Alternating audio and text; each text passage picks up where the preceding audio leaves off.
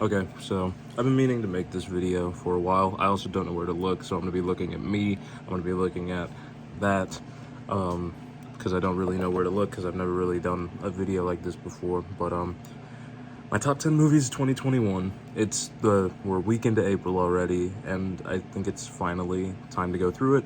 I really don't know how much time I'm gonna put into editing this video, so it might just be uploaded just me talking. Maybe I'll throw in some of the movie posters or whatever. It's kind of a mess. Also, the audio is not gonna be that great, but yeah, I decided I wanted to do something a little different and finally make a video of sorts. So my top 10 movies of 2021. I don't know if I'll add any graphics, whatever, edited it all, yada yada.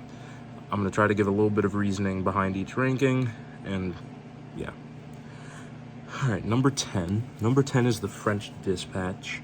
I've been a Wes Anderson fan for a while, and this was definitely not his best work, but definitely something worth commending. It was stylish. It was everything you want from a Wes Anderson movie, and then some. I also really like anthologies, and with French Dispatch being split into three distinct stories that all kind of loop around, the same setting, different, yeah, I just feel like it deserved a spot. There it is, number 10. My number 9 might be a controversial choice for some, but I don't think so. My number 9 is Drive My Car. It's a 3-hour, very dialogue-heavy drama, but both times I've watched it twice. A lot of it it resonates, and it's a very interesting watch, I think. Just a lot of the scenes are very compelling. The acting is good, and it definitely deserved its Oscar nominations, and I wish more people would check it out, but I understand if 3-hour, almost all just talking, if those types of movies aren't your thing, that makes sense, I get it. My number 8 is Licorice Pizza. There were definitely some things very problematic about Licorice Pizza, but as a Paul Thomas Anderson fan, again, same way French Dispatch is what you were looking for as a Wes Anderson fan, as a Paul Thomas Anderson fan, Licorice Pizza is what I was looking for. It has heart, it has humor, it's kind of all over the place sometimes, and I think that's kind of a hallmark of the movies of his.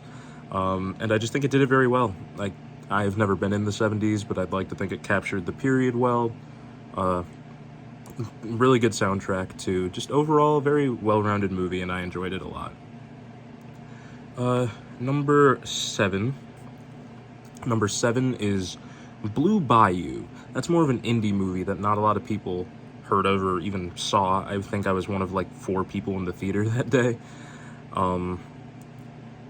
Yeah, directed and starring, and it might have been written by, I'm not 100% sure, Justin Chon.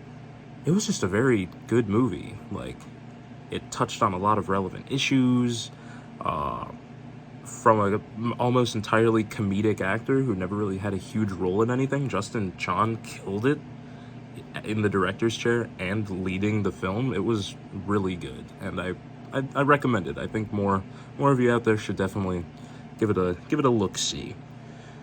My number 6 is Coda. Best Picture winner, Coda. Coda was actually originally my number 5 until just now when I decided, nah. Coda is very well acted and very heartfelt, and I think it deserved. It wasn't my personal choice for Best Picture, but I was not disappointed to see it win Best Picture. It was definitely one of the best movies of the year. My only gripe with Coda is that, like, I think from an editing standpoint, it wasn't a very flashy movie. It wasn't a very showy movie, which, of course, not all movies are going to be, especially compared to some of these other ones that I've already mentioned and will mention. But yeah, Coda was definitely a good movie and is a nice capstone at the number 6 spot. Nice halfway point. Moving on to the next half, the better half of the top 10, my number 5 is The Mitchells vs. the Machines. One of the best animated movies I've seen in a while. Lots of humor, lots of heart. It's from Lord and Miller, who did the Lego Movie and Into the Spider-Verse, and it's animated in a very similar way to Into the Spider-Verse, and I definitely enjoyed it. I wish more people would watch it. Personally, my favorite animated movie of 2021. It just, it was. I can't even really put into words how much it was better than a lot of the other animated movies of 2021, but yeah, definitely one of the best movies I've seen this year. My number 4 is Spencer, the Kristen Stewart-led movie about Princess Diana. It was just one of the best performances I've seen like this in the past 10 years. Kristen Stewart absolutely deserved an Oscar win for that movie. And the movie was also very immersive, very stylish. Pablo Larraín, who also directed Jackie, which a lot of people are saying is a very similar movie, he really puts his stamp on things, and I could really feel that with Spencer. It was also a surprisingly anxious ride. You're really taken into Diana's psyche throughout the movie. It's a little bit haunting, and the score is really good, and the editing and the cinematography was good, the costumes too. Almost all the performances were really good as well. But yeah, Spencer is definitely one of the best movies of the year. Controversial number 3 pick for me is Don't Look Up. I love that movie. I have few things. I totally understand why some people don't. It is not the most subtle. It is very heavy-handed. But that's what I really appreciate about it. You kind of have to, when you have the message Don't Look Up has, you kind of have to knock people over the head with it. There's really not a lot of subtlety you can put in it, and it's also kind of, it's a little absurdist. It's a bit ridiculous, but like in the same vein, I think it's like surprisingly palpable, the scenarios in that movie. That's just from my perspective. I totally understand how people can disagree, but Don't Look Up is a very engaging watch for me, and I think that's why it's my number 3. Now, my number 2 and my number 1 are basically tied. They basically are both my favorite / the best movies of the year.